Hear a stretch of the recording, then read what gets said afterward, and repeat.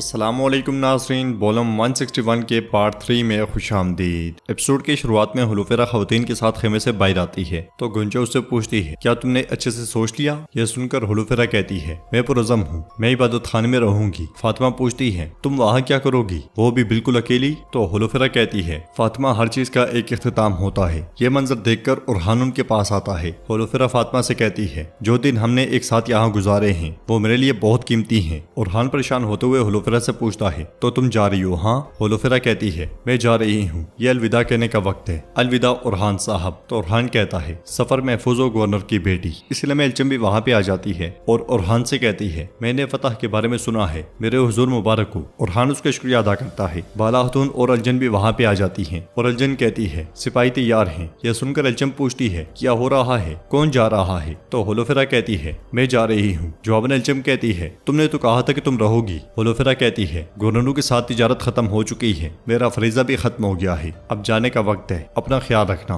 तो एल्चम कहती है, सफर महफूज हो हुलूफेरा। उरहान परेशान होते हुए एल्चम के साथ चला जाता है और हुलूफेरा बाला खतून से कहती है, आपने हमेशा मुझे माँ की तरह प्यार दिया है बाला खतून, इसलिए आपसे अलग रहना मेरे लिए मुश्किल होगा। तो बाला खतून कहती है, तुम मेरी बेटी जैसी हो, मैं तुम्हारे लिए दुआ करूंगी। यह सुनकर हुलूफेरा भी उनके शुक्रिया अदा करती है और बाला खतून उसे गले लगा लेती है। अगले ही पल हुलूफेरा, अलजन और सिपाही घोड़े पर सवार हो जाते हैं। उरहान हुलूफेरा को देखता है और हुलूफेरा उरहान को। दूर खड़ा उरहान खुद से कहता है, सफर आसान हो गवर्नर की बेटी, खिज़र तुम्हारे साथी और फरिश्ते तुम्हारे मुहाफिज हो इंशाअल्लाह। हुलूफेरा भी उसे देखते देखते रवाना हो जाती है। मरकजी खेमे में उस्मान साहब, सरदार याकूब और इब्राहिम साहब से कहते हैं, कबीले में आपका क्याम ज्यादा दिन का नहीं होगा, आप सुकून से अपनी जमीनों में वापस जाकर रहेंगे। तो सरदार याकूब कहता है, आप अपना हक इस्तेमाल करेंगे और हमारे खिलाफ ऐलानी जंग करेंगे, क्या ऐसा है? फिर सरदार इब्राहिम कहता है, सरहदी बाजार सरदार याकूब का था लेकिन आपने उसे ले लिया, मेगाजा मेरा था, आपने उसे भी ले लिया, अगर आप ऐसा करेंगे तो अमन कैसे होगा? सरदार याकूब कहता है, मैं सरहदी बाजार आपको नहीं दूंगा। यह सुनकर उस्मान साहब खड़े होकर उनकी जानिब बढ़ते हुए कहते हैं, कोई तिजारत नहीं होगी, यह खत्म हो गया है, आप चले जाएं वरना खड़े भी नहीं हो पाएंगे।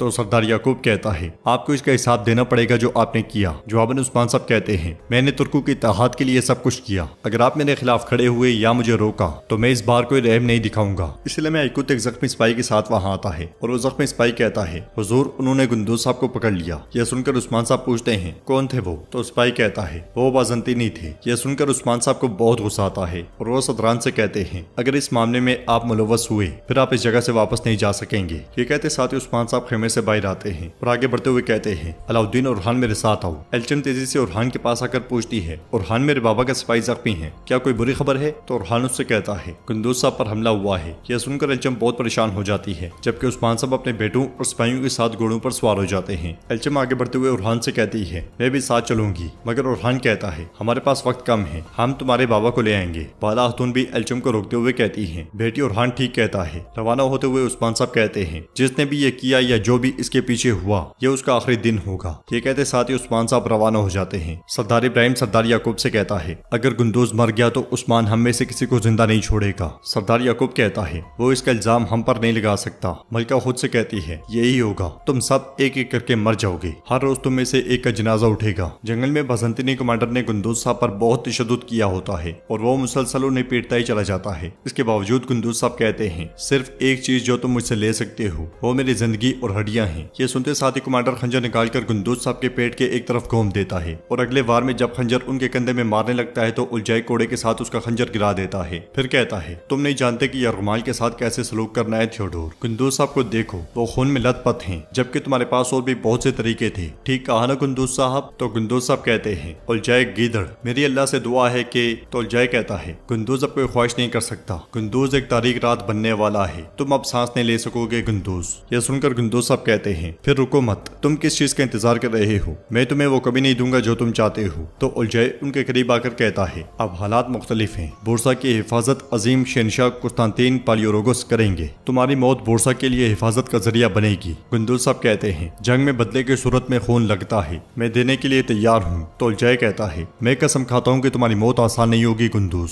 थियोडोर पूछता है, तुम्हारे इस गिदड़ जैसे दिमाग में क्या है उलझाई? जवाबन उलझाई कहता है, उस्मान मेरे पीछे है, वो मुझे जरूर ढूंढेगा, हम उसे पहले ये तोहफा देंगे, वो जब इस तोहफे के साथ निमट रहा होगा हम पालियोरोगस के पास जाएंगे। नाजरीन, इसके बाद हम देखते हैं कबीले में सरदार याकूब मेहमद के साथ आगे बढ़ रहा होता है कि गुंजा सामने आकर उन दोनों को रोक लेती है और सरदार याकूब से कहती है, तो आप मुझे मारने की हद तक आगे इतनी नफरत दस्तखत करते हैं याकूब साहब? सरदार याकूब पूछता है। क्या मतलब है इस बात का? तो गोंचा कहती है, बाज़ंतीनी फौजी जो आपने काफिले के पीछे भेजे थे, क्या आपने नहीं भेजे? यह सुनकर सरदार याकूब पूछता है, क्या तुम उस काफिले के साथ थी? गोंचा कहती है, क्या आपको यह मालूम नहीं था? अगर आप मुझे मारना चाहते हैं तो मैं सामने हूँ, आपको मेरे पीछे काफिर भेजने की जरूरत नहीं है। उस थप्पड़ के बाद मैंने यहाँ दिल पर पत्थर रख लिया था। आपने मेरा आपके लिए जो प्यार था उसे मार डाला, मगर ऐसा लगता है कि ये काफी नहीं है। ठीक है, मैं सामने खड़ी हूँ, चले मार डालें मुझे, अपनी तलवार निकालें और जान ले लें मेरी। मेहमद गोंचा को झंझोड़ते हुए कहता है, बाबा ऐसा कुछ नहीं करते गोंचा, होश में आओ। तो गोंचा कहती है, क्या आपको लगता है कि मैं झूठ बोल रही हूँ? हाँ, क्या आपने उन्हें नहीं भेजा था? तो सरदार याकूब परेशान होते हुए कहता है, हमने भेजे। ये सुनकर मेहमद भी हैरानो परेशान हो जाता है और गोंचा कहती है, मैंने और होलोफेरा ने वो कारवां तैयार किया था, सब जानते थे कि मैं जा रही हूँ और आपको नहीं पता था? हाँ। सरदार याकूब कहता है, मैं नहीं जानता था गोंचा, मैं नहीं जानता था, मैं बिल्कुल नहीं जानता था। गोंचा कहती है, काश मैं आप पर यकीन कर पाती। ये कहते साथ ही गोंचा गमगीन होते हुए चली जाती है। सरदार याकूब भी तकलीफ से दिल पर हाथ रख लेता है। मेहमद सरदार याकूब से पूछता है, आप क्या कह रहे हैं बाबा? जवाबन सरदार याकूब कहता है, खबर मलका खातून ने दी थी, लगता है कि वो शुरू से ही चाहती थी कि गोंचा मर जाए, वो मुझे औलाद का कातिल बनाने वाली थी। ये सुनकर मेहमद को बहुत गुस्सा आता है। जंगल में उस्मान साहब गुंदूज साहब के शहीद सिपाहियों के पास पहुंचते हैं और ये मंजर देखकर मजीद परेशान हो जाते हैं। उस्मान साहब को देखते साथ ही बुरहान और कोनूर भागते भागते सामने आते हैं और कोनूर कहता है, हम उलझाई के साथ गए मगर बाज़ंतीनी फौजी हमारे सामने आ गए, वो कोई आम फौजी नहीं थे, उलझाई उनके साथ चला गया। तो बुरहान कहता है, उसने हमें घरमियान और जानदार वालों को खबर भेजने के लिए भेजा है। फिर कोनूर कहता है, हम उसके पीछे जाने वाले थे ताहम हम नहीं पहुंच सके, उलझाई ने हमें ऐशल वादी पहुंचने को कहा है। यह सुनकर उस्मान साहब कहते हैं, वो गुंदूज साहब की जान लेने की कोशिश करेंगे। बुरहान कहता है, हुजूर हम भी चलते हैं। जवाबन उस्मान साहब कहते हैं, नहीं नहीं, हम उस उलझाई का सर कल के लिए नहीं छोड़ सकते, तुम ऐशल वादी जाओ, हम गुंदूज साहब के पीछे जाएंगे। शोधा को दफन कर दो सिपाहियों। उधर जंगल में उलझाई और थियोडोर ने गुंदूज साहब को बांध के जमीन पे फेंका होता है। वो खून से लथपथ होते हैं और उलझाई उनकी पकड़ी देखते हुए कहता है, तुम पर कोई रहम नहीं करेंगे। ये कहते साथ वो पकड़ी तलवार के ऊपर रख देता है जिसके साथ उसने एक चिट्ठी लगाई होती है। सिपाही गुंदूज साहब की टांगों के साथ पत्थर बांध देते हैं और गुंदूज साहब उससे कहते हैं, अल्लाह तुम्हें वो दे जिसके तुम मुस्तहिक हो, मैं तुम्हारी बुराई के सामने कभी सर नहीं झुकाऊंगा, कभी भी नहीं। यह सुनकर उलझाई कहता है, आमतौर पर मैं लोगों को जिंदा दफन करना पसंद करता हूँ, लेकिन इस बार ये मुख्तलिफ है। हम गुंदूज के साथ एक खेल खेलेंगे थियोडोर, गुंदूज तुम इतनी जल्दी नहीं मर सकते। सिपाही उठाओ इसे। सिपाही गुंदूज साहब को उठाकर नदी की जानिब ले जाते हैं। इधर उस्मान साहब सिपाहियों के साथ सर पर घोड़ा दौड़ा रहे होते हैं। वो गुंदूज साहब को तलाश करते हुए आगे बढ़ते ही चले जाते हैं। घोड़ों के बाद वो जमीन पे निशानात तलाश करते हैं और निशानात का पीछा करते करते वो नदी के पास पहुंच जाते हैं जहां जख्मी गुंदूज साहब नदी में डूबे होते हैं। गुंदूज साहब को देखते साथ ही उस्मान साहब और उनके साथियों उनकी जानिब भाग पड़ते हैं। वो रस्सी फेंकते हैं और गुंदूज साहब को रस्सी के जरिए खींचकर बाहर लाते हैं। गुंदूज साहब की हालत काफी ज्यादा खराब दिखाई देती है। क्या वो यहाँ पे बच सकेंगे या फिर नहीं, ये हम देखेंगे पार्ट 4 में। अगर आपको वीडियो पसंद आए तो वीडियो को लाइक करें, चैनल को सब्सक्राइब करें और बेल आइकॉन पर लाजमी से क्लिक कर दें। इंशाल्लाह मिलते हैं नेक्स्ट वीडियो में। तब तक के लिए रखें अपना और अपनों का बहुत ज्यादा ख्याल। अल्लाह निगहबान।